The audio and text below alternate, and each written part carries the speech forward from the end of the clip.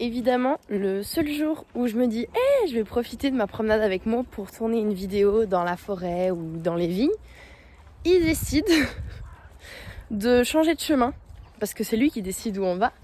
Et avec tous les choix qu'on a, il a décidé de prendre une route complètement bétonnée qui mène à une zone industrielle et il n'y a rien du tout. C'est déprimant. Je pense qu'on va démarrer la vidéo comme ça et on va voir comment on fait. Et donc, bienvenue dans une nouvelle vidéo. Il y a des gens et j'ose pas parler devant les gens. Bonjour. J'attends parce qu'il y a une petite dame sur son balcon juste là et j'ose pas parler. Ok, j'ai essayé de faire la vidéo avant en marchant, mais ça allait pas du tout. J'ai fait que me faire interrompre par des voitures et des gens qui passaient. Mais donc, hello et bienvenue dans une nouvelle vidéo. Elle commence maintenant. Aujourd'hui, j'aimerais te parler du fait d'avoir 2 nationalités. Donc, je suis suisse et espagnole. Ma mère est suisse, mon père est espagnol. Et si je te parle de ce sujet aujourd'hui, c'est parce que Anne, si elle me laisse mettre son Instagram, je le mettrai ici, son nom, m'a posé comme question sur Instagram quand j'avais demandé de me poser des questions, comment je vivais cette double nationalité, parce que elle-même, c'était dur en grandissant de pouvoir aller en Espagne que pendant les vacances, d'être vraiment bien là-bas et cette déchirure qu'il y avait quand elle devait retourner en France pour reprendre la vie normale. Et donc, elle m'a demandé mon expérience en étant suisse-espagnole, sachant que c'est 2 cultures en plus qui sont vachement différentes. Comment dire, la Suisse est un pays très droit, très strict, alors que l'Espagne, c'est l'opposé. Et ça fait que j'ai vraiment ces 2 opposés. Mais pour replacer un peu les choses, en gros, mon père est né à Barcelone et est venu en Suisse quand il avait 3 ans. Donc, pour moi, j'ai vraiment été éduquée à la Suisse parce que je trouve que mon père s'est quand même pas mal adapté à la culture suisse. En gros, moi, je suis née en Suisse, j'ai été éduquée à la Suisse, mais en vrai, je suis à moitié espagnole. Et donc, nous, on allait en Espagne pendant les vacances. On allait dans la famille, on n'allait pas très longtemps. Mais après, j'avoue que je me rappelle pas très bien quand j'étais petite. Je saurais pas dire si on partait longtemps ou pas, mais je pense pas. Franchement, je pense qu'on partait pas plus de 2 semaines. Et j'avoue, j'ai pas masse de souvenirs vu que j'étais petite. Après, je crois qu'on a un peu arrêté de faire ça. Par exemple, je sais qu'il y a des familles de Portugais qui vivent en Suisse. Dès qu'ils ont des vacances, ils vont au Portugal. Ben, mon père, on faisait pas ça, on partait découvrir d'autres endroits. Donc on n'allait pas forcément en Espagne pendant nos vacances. Ce qui fait que je sais que quand on était vraiment petite, on le faisait. Et après, on a commencé à aller juste à d'autres endroits. Et donc, personnellement, j'étais pas hyper proche de mon côté espagnol. Parce que déjà, je le parlais pas beaucoup, je le parlais qu'avec mes grands-parents et en plus, j'étais hyper réticente au fait de parler espagnol parce que j'ai réalisé avec le temps que je déteste faire quelque chose que je maîtrise pas. Et donc, si je maîtrise pas 100% une langue, je vais beaucoup me bloquer et je vais pas oser la parler. Et donc, je pense que c'est pour ça que je voulais pas parler espagnol avec mes grands-parents. Donc voilà, déjà, je parlais très mal espagnol. Je connaissais pas énormément l'Espagne non plus. Je connaissais pas... Il me manquait beaucoup de choses de la culture parce que quand on vit dans un pays, c'est différent. On a plein de références à plein de choses, à ce qui passe à la télé, à la radio, des faits divers, des choses comme ça. Enfin, je sais pas comment dire. Il y a quand même... Il te manque des références si t'es pas dans le pays.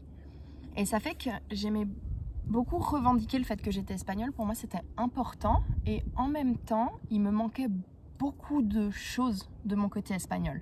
Ce qui fait qu'en fait, je me sentais quand même hyper illégitime.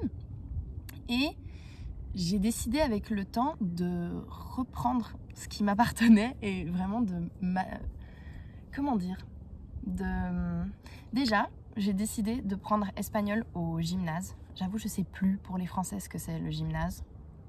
Je crois que c'est le lycée, mais je suis vraiment pas sûre. On avait option espagnol et j'ai décidé de prendre l'espagnol pour pouvoir l'apprendre vraiment. connaître toute la grammaire, l'orthographe, vraiment comprendre comment fonctionne la langue pour pouvoir me sentir à l'aise quand je la parle. Et donc ça, pour moi, ça a été un pas déjà énorme pour me réattribuer mon côté espagnol. Et donc, en fait, du moment que je maîtrisais la langue, ça m'a déjà beaucoup aidée. Je me sentais quand même déjà beaucoup plus à l'aise avec ça. Et aussi, au final, avec les réseaux sociaux, tu peux regarder à peu près tout ce que tu veux au travers de la musique. Voyons, bébé. Voyons, tutu. Et ensuite, peut-être que tu le sais, ou peut-être que tu le sais pas, mais mon copain est espagnol, ça fait plus de 5 ans qu'on est ensemble, et lui par contre, il a toujours vécu là-bas et il est venu en Suisse il y a 6 ans. Et en fait, j'ai réalisé qu'au travers de lui, je me suis encore plus rapprochée de cette culture-là, et vraiment, il m'a permis de m'attribuer encore ce qui me manquait et de vraiment connaître, c'est bête, mais j'ai des références à certaines choses qui passent à la télé. Je me sens beaucoup plus à l'aise avec tout ce qui est de la culture, de la nourriture, de ces choses, parce que vraiment je l'ai vécu, j'étais vraiment à fond dedans. Et je me sens plus à l'aise en fait du moment que je maîtrise 100% quelque chose. Et donc en fait avec lui, ça m'a vraiment permis de vraiment combler encore ce qui manquait à mon goût. Et par exemple, dès qu'on a du temps, dès qu'on a un long week-end, qu'on a des vacances, on aime aller là-bas. Et vraiment, je me sens chez moi là-bas. Et en fait, c'est à partir de là, vraiment, que j'ai senti cette brisure. Je sais pas si ça se dit. Mais comme Anne, par exemple, me disait que c'était vraiment dur, qu'ils étaient déprimés avec sa famille sur la route pour rentrer en Suisse, et qu'il pleurait et que c'était déprimant les premières semaines après les vacances. Et j'ai pas l'impression que j'avais ça quand j'étais petite. Parce que c'était genre, ah cool, on va voir la famille, ah cool, je rentre chez moi. Et sauf qu'en fait, maintenant, à force d'aller avec mon copain, je me sens vraiment chez moi là-bas. Et donc, quand je dois rentrer de là-bas, c'est là que je me sens déprimée. Et vraiment, ça me rend triste. Et encore récemment, on est allé juste le temps d'un week-end pour son anniversaire et celui de son frère. Et j'étais déprimée. J'ai pleuré la veille du départ parce qu'en plus on a eu au final seulement un jour complet sur place. Ça fait que c'était vraiment trop court et ça m'a rendue profondément triste. Et à chaque fois j'ai hâte d'être là-bas et comme j'en ai parlé plusieurs fois, de base le plan c'est de retourner y vivre pour 2023.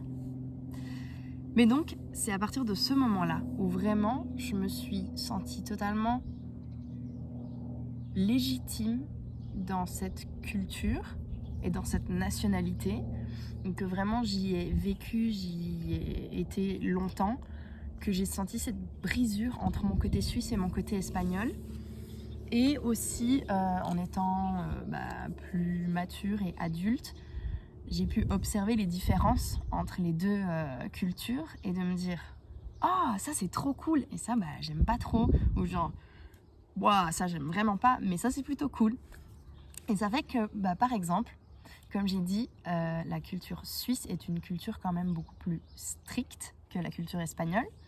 Et ça fait qu'il y a certains côtés que j'aime bien dans le fait que c'est organisé, les gens sont ponctuels.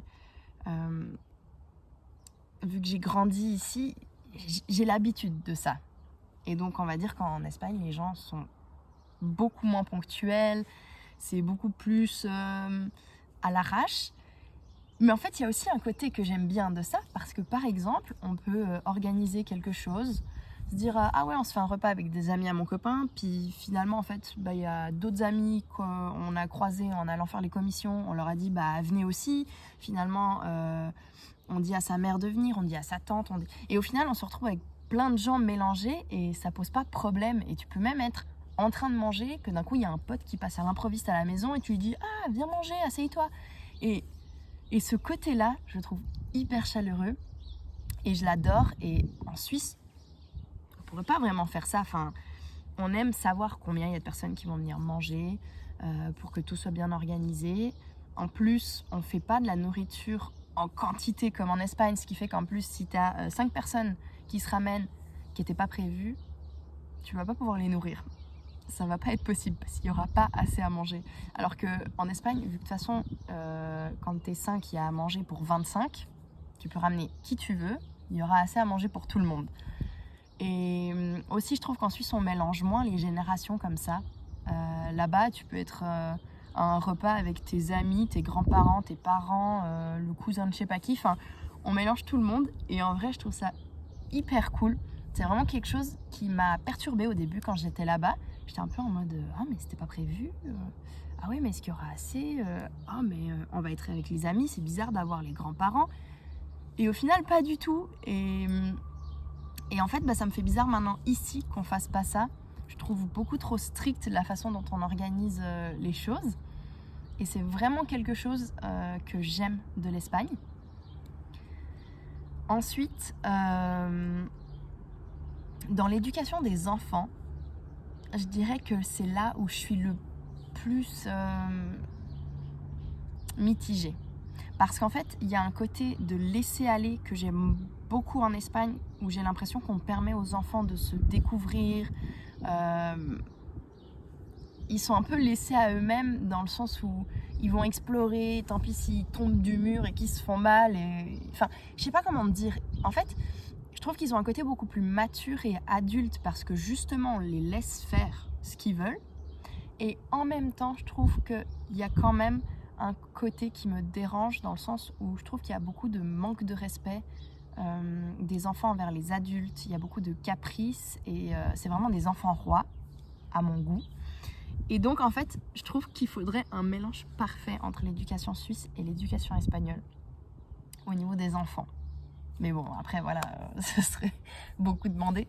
Mais justement, je trouve que c'est vraiment le point où je trouve pas que l'un ou l'autre fasse mieux.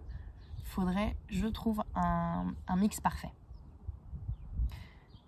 Ensuite, un côté que je trouve cool et pas cool de l'Espagne, c'est que je trouve que les gens sont beaucoup plus cash. Et je trouve ça cool dans un sens parce que, par exemple, je vois la femme du cousin de mon copain dans les repas en famille qui va dire des trucs à ma belle-mère, donc la mère de mon copain, ou aux grands-parents, genre ah ouais, elle balance les choses comme ça. Et moi, je suis là, genre, comment t'oses parler comme ça à ta belle famille? Et ça me met trop mal à l'aise. Et donc, au début, ça me mettait mal à l'aise, alors qu'en fait, maintenant, je suis tout autant à l'aise qu'elle. Ouais, peut-être pas autant, mais c'est quand même une grande gueule, elle. Mais j'ose quand même plus. Et je trouve ça cool, justement, de pas se sentir mal à l'aise dans sa belle famille et d'oser parler, d'oser dire les choses, de partager. Et c'est quelque chose qu'on a moins ici. Il faut être plus sur la retenue parce qu'il faut être dans le respect. Mais je trouve que des fois, justement, au final, on n'est plus dans le respect, mais juste dans la retenue et faire semblant, en fait. Et je trouve dommage. J'aime bien ce côté vrai, où justement, on va dire les choses. Mais justement, des fois, je trouve qu'elles tendent un peu trop au manque de respect. Par exemple, en Espagne, on va te dire arrête de bouffer, t'as vu comme t'es déjà gros. Ou t'as une sale gueule aujourd'hui, t'as l'air vraiment pas bien. Ou des trucs comme ça où ils vont donner leur avis et t'es en mode genre ok, mais j'ai rien demandé. Ou par exemple, quand j'ai pris Mo, tout le monde me disait comment éduquer mon chien. Et ils font ça avec les enfants, hein. Ils sont tout le temps en train de donner leur avis et leur dire non, faut pas faire comme ça. Et puis l'autre va dire non, c'est pas comme ça, faut faire comme ça. Et donc en fait, il y a un peu tout le monde qui donne son avis sans qu'on ait rien demandé. Et ça, c'est un peu le côté qui me dérange un peu. Où justement, des fois, il faudrait savoir se taire. Pas dans le sens de faut pas dire les choses, faut être malhonnête, mais c'est juste que des fois, c'est pas à toi de dire quelque chose. Donc ça sert à rien que tu parles. Mais de manière globale, je trouve que c'est quand même beaucoup plus positif parce que les gens, ils osent, ils se parlent, ils sont vrais, ils sont vivants. Et c'est quelque chose que je trouve qu'on manque ici. Et moi, vu que j'ai été vraiment éduquée à la Suisse, à ne pas déranger, à être discrète, à respecter, ça m'a pris un moment à oser m'exprimer, à oser m'imposer.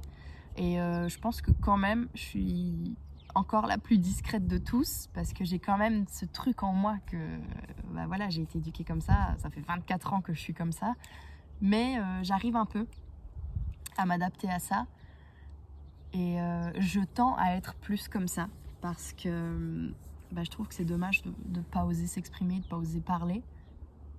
Parce que on a tout à y gagner en fait, je sais pas, de lâcher quoi, d'être soi-même. Et donc ça c'est vraiment un côté qui me manque ici en Suisse. Mais donc en gros, avec le temps, j'ai découvert de plus en plus mon côté espagnol, toute la culture qu'il y avait derrière, toutes les différences en fait avec ce que j'avais l'habitude de vivre. Et en fait je me sens vraiment, je trouve que ça me correspond. J'aime vraiment quand je suis là-bas cette culture et cette façon d'être. Après évidemment moi je le fais avec ma petite touche suisse quand même parce que c'est en moi. Mais plus je l'ai découverte et plus je me la suis attribuée et plus je me sens appartenir à ça.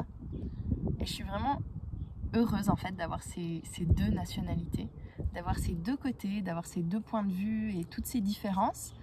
Et en fait j'aime bien prendre un peu d'un et un peu de l'autre et de faire mon petit mix et de prendre ce que j'aime de chacune. Et ce que j'aime pas, tant pis, c'est pas pour moi. Mais je peux pas dire qu'une culture est mieux que l'autre, qu'un pays est mieux que l'autre, parce que chacun a ses bons côtés et ses mauvais côtés. Mais je dois avouer que le côté chaleureux de l'Espagne, et je parle pas de la température, hein, je parle vraiment du tempérament des gens, c'est quelque chose que j'aime beaucoup et dont j'ai de plus en plus besoin avec le temps. Et donc j'ai plus besoin d'être là-bas, même si j'adore être ici en Suisse. Vraiment, en fait maintenant je me sens vraiment dans les deux. Et vu que j'ai toujours été en Suisse, je pense que c'est aussi peut-être pour ça que j'ai ce besoin d'être en Espagne. Parce que je pense que je dois encore découvrir plus. Et je verrai avec le temps s'il y a encore d'autres choses que je découvre que je trouve qui sont mieux là-bas ou pas. Ou comment j'évolue avec le temps. Mais moi je trouve ça beau d'avoir deux nationalités, deux cultures et de pouvoir avoir un peu des deux et de faire des micmacs et de créer des nouvelles habitudes. Et je dois avouer que j'ai hâte d'être là-bas. Par exemple, j'ai vraiment hâte d'être cet été pour pouvoir y aller. Maintenant, je sais ce que c'est que ce truc que tu as dans le ventre et dans le cœur quand tu pars. Et ça doit être vraiment dur parce qu'en Suisse, il y a beaucoup d'immigrés. Il y a principalement des Portugais, des Albanais maintenant, mais à l'époque, c'était surtout espagnol, italien. Et donc, de manière globale, il y a beaucoup de gens qui vivent en Suisse, mais qui sont loin de leur pays d'origine. Et j'imagine que ça doit être vraiment dur. Et je pense autant certains doivent s'habituer à la Suisse et doivent être heureux de vivre ici, et autant certains doivent avoir hâte de pouvoir retourner chez eux définitivement. Il y en a beaucoup qui font ça, qui partent définitivement dans leur pays à la retraite. Et moi je suis contente en fait d'avoir les deux et de pouvoir jongler entre les deux. Et comme j'ai dit, de prendre ce que je trouve de bon dans chacun et de me sentir quand même chez moi dans les deux. C'est un bon sentiment, je trouve. Donc voilà. Je sais pas si j'ai abordé tous les points auxquels j'ai pensé quand on a eu la conversation avec Anne, mais j'ai essayé en tout cas de reparler un peu de ce dont on avait parlé. Et si tu as des questions, n'hésite pas. Et si toi-même tu as une expérience un peu pareille, que toi aussi tu as deux nationalités et tu es un peu entre ces deux pays, n'hésite pas à le partager avec moi. En tout cas avec Anne, on a eu une conversation incroyable sur Insta. On s'est fait des vocaux de 10 000 ans. C'était vraiment hyper cool. Mais voilà, je pense que cette vidéo arrive à la fin. Je te fais des très gros bisous et on se voit dans la prochaine vidéo. Ciao!